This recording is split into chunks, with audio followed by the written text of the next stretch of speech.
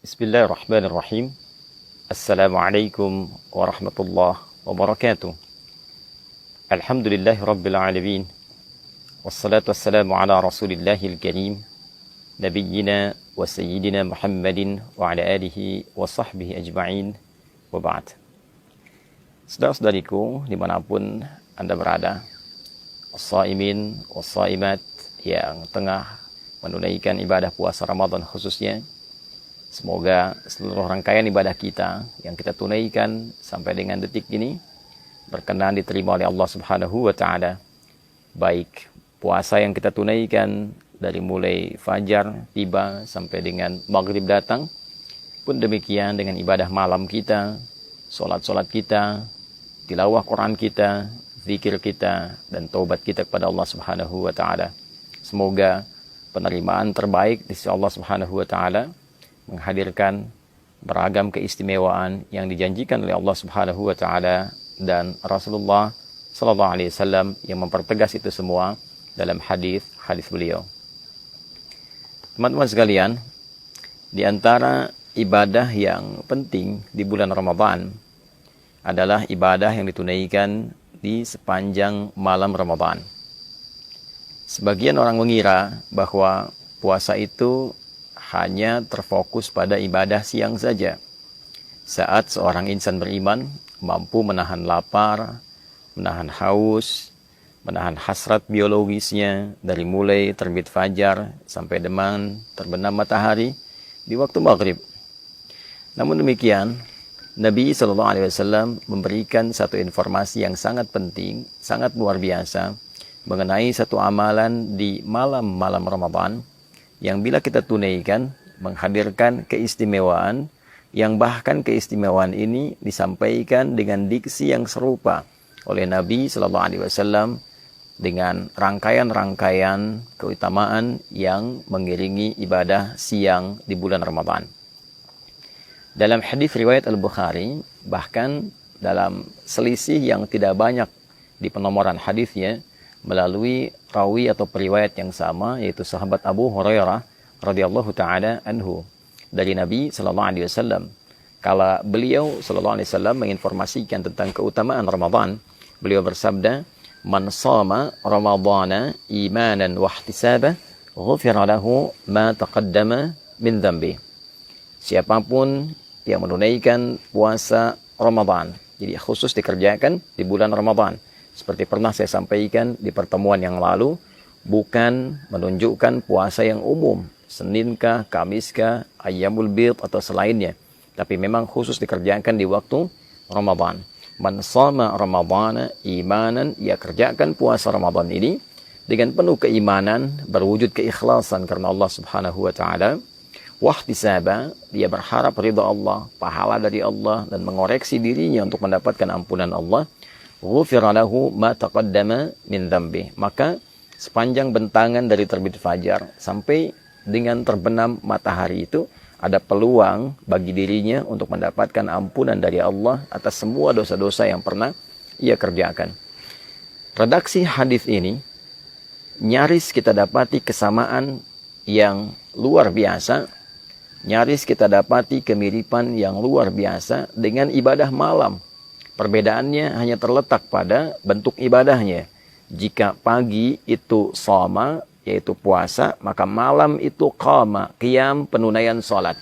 Hadis paginya sampai ke maghrib, dari terbit fajar sampai maghrib, man shoma Ramadhana, maka hadis tentang ibadah malam yang menunjukkan keistimewaan luar biasa itu, Nabi bersabda, man qama Ramadhana imanan wahtisaba, ghufira lahu ma taqaddama min dhanbi. Siapapun yang menunaikan ibadah qiyam khusus di malam-malam Ramadan, qama Ramadhana. Jadi qiyam ini baik itu qiyamul lail sifatnya, baik itu tahajud ataupun witir, dikerjakannya khusus di malam-malam Ramadan, bukan di luar malam Ramadan. Bukan Al-Muharram, bukan Safar sampai dengan Rajab, ya, atau bahkan Syawal, atau bahkan kemudian Dzulqa'dah, Dzulhijjah. Ini khusus sepanjang malam Ramadan saja. Man qama Ramadhana, siapapun yang mampu menghidupkan malam Ramadan dengan menunaikan qiyam. Qiyam di sini dimaksudkan salat. Karena redaksi salat di dalam Al-Quran seringkali diiringi dengan turunan kata qama. Baik itu dari qamanya ataupun aqamanya. Aqama yuqimu iqamatan. Aqimus salah. Yuqimunas salah. Aqimis salah. Bahkan sebelum salat ada iqamah. Untuk memberikan isyarat kepada kita kesiapan untuk menghadirkan kekhusyuan sebelum menunaikannya. Man qama ramadhana. Siapapun yang menunaikan, menghidupkan malam Ramadan, menunaikan salat dengan penuh kekhusyuan, imanan, dan dia kerjakan salat ini karena Allah. Bukan karena trennya orang bangun, dia bangun. Bukan karena trennya orang menunaikan salat ini berjamaah, dia ikut berjamaah. Bukan karena trennya menunaikan salat di masjid fulan, masjid X, masjid yang ramai, lalu dia ikut ke situ hanya untuk mengupdate statusnya. Bukan. Dia kerjakan semua ini untuk mengharapkan ridha Allah Subhanahu wa taala. Wahtisaba. Dan dengan keikhlasannya ini dia berharap benar ridha Allah, pahala dari Allah, seraya dia menghidupkan nilai evaluasi bagi dirinya. Dia evaluasi dirinya, dia bermuhasabah. Ghufira lahu ma taqaddama min dhanbi. Sama persis kalimatnya. Maka ia berpeluang mendapat ampunan Allah Subhanahu wa taala dari semua dosa yang pernah ia kerjakan selama hidupnya. Jadi antara ibadah siang dengan ibadah malam, satu ada keistimewaan yang serupa, yaitu sama-sama berpeluang menghadirkan ampunan Allah Subhanahu wa taala. Serupa dengan hadirnya peluang ampunan dosa dari Allah Subhanahu wa taala. Oleh karena itu, ibadah malam ini tidak boleh disia-siakan. Jadi sebagian ulama bahkan berkomentar jika ada orang yang menunaikan puasa di terbit fajar sampai dengan maghrib menjelang malam itu, dia menunaikan puasa dengan sempurna, benar puasanya. Tapi dia tidak mengerjakan qiyam di malam harinya, tidak menunaikan sholat di malam harinya, maka seakan ia tidak mendapatkan kesempurnaan Ramadan. Karena ia berpeluang mendapatkan ampunan di siang harinya, sementara malamnya dia tidak mendapatkan anugerah serupa karena tidak mengambil peluangnya. Jadi ini yang pertama. Itulah yang menjadikan beberapa sahabat sampai istri Nabi SAW, khususnya Sayyidah Aisyah radhiyallahu taala anha, begitu memburu kesempatan malam-malam Ramadan. Ya, karena selain ada ampunan dosa, ada peluang yang kedua, yaitu peluang mendapati malam Al-Qadar. Ya, peluang mendapati malam Al-Qadar. Karena ada hadis dengan redaksi yang lain yang memberikan penjelasan, memberikan tafsiran tentang keutamaan menunaikan ibadah salat di malam-malam Ramadan ini.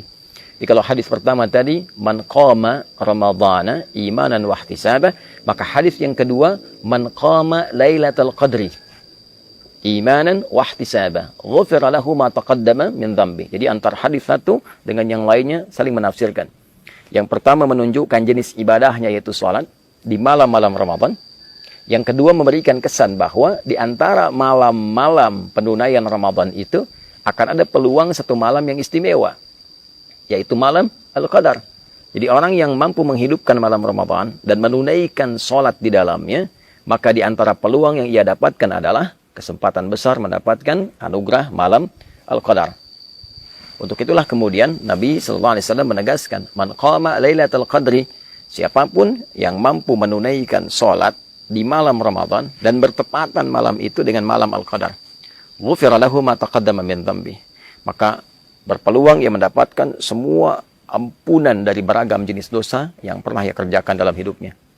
Sampai satu ketika Al-Imam At-Tirmidzi mendokumentasikan satu hadis yang riwayatnya tersambung pada Sayyidah Aisyah radhiyallahu taala anha dari Nabi sallallahu alaihi wasallam, satu keterangan ketika beliau bertanya kepada Nabi sallallahu alaihi wasallam, qalat atau kama qalat, ya Rasulullah, ara'aita in 'alimtu ayya lailatul qadri ma aqulu fiha.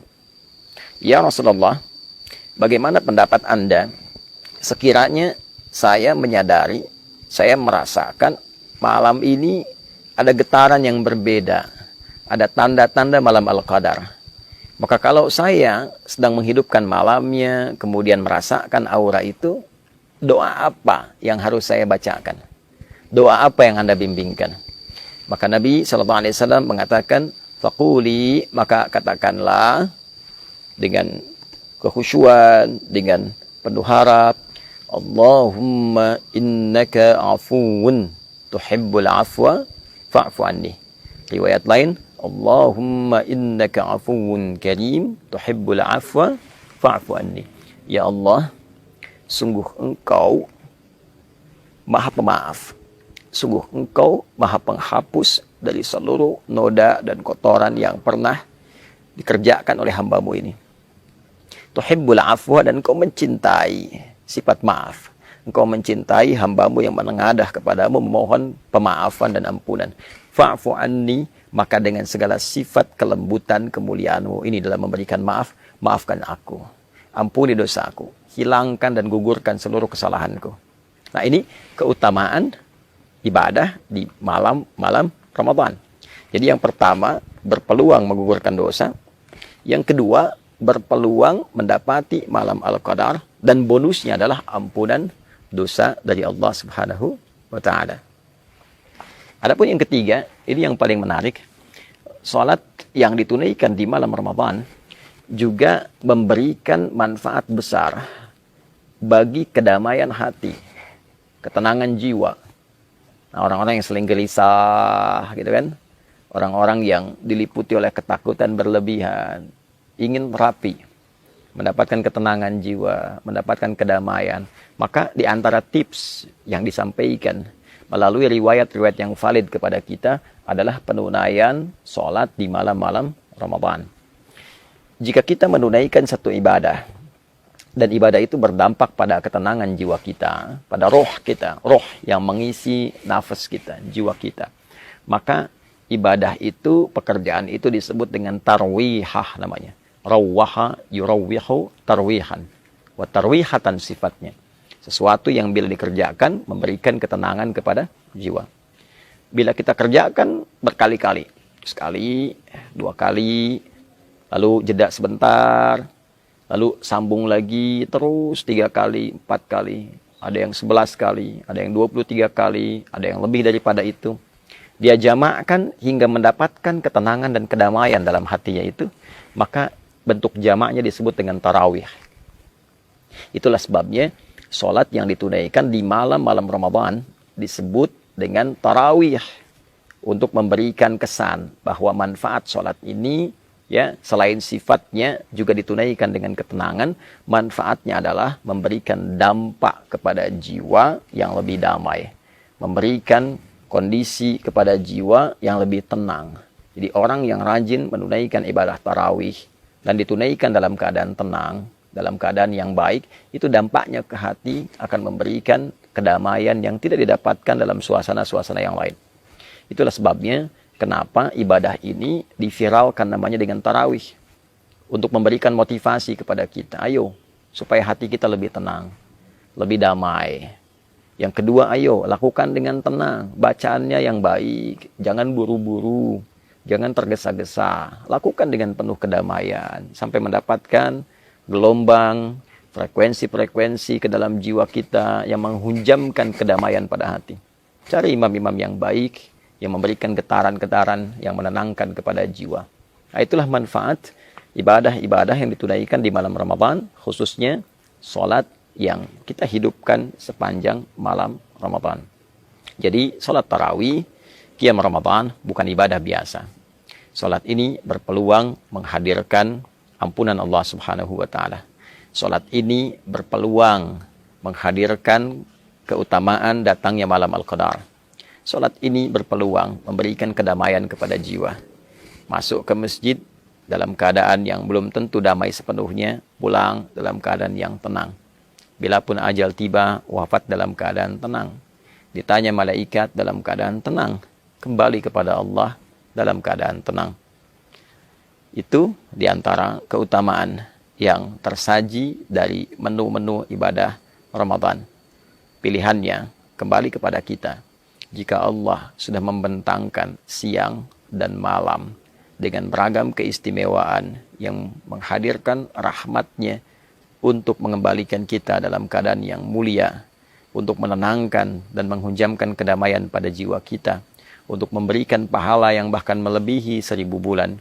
Bila dengan itu semua belum tergerak kita untuk menyambutnya, maka dengan cara apa lagi Allah memberikan peluang kepada kita untuk mengembalikan diri kita dalam keadaan yang baik. Saudara-saudariku, kita diciptakan dalam fitrah yang baik. Kita diciptakan dalam kondisi yang mulia. Ramadan memberikan peluang kepada kita untuk mengembalikan kita dalam keadaan fitrah yang baik dan mulia itu. Mari kita menyambutnya, mari kita hidupkan, dan semoga Allah memberikan kekuatan kita untuk mengoptimalkan semua amalan dan keistimewaan yang tadi disampaikan. Allahumma taqabbal minna innaka antas sami'ul alim wa tub 'alaina innaka antat tawwabur rahim. Allahumma ij'alna min muqimis salah wa nakhussuka ya Allah warzuqna ya arhamar rahimin bil quwwah wal hubba ya arhamar rahimin bil quwwah wal hubba tam li iqamati at-tarawih mukhlishina lakad din ya rabbal alamin.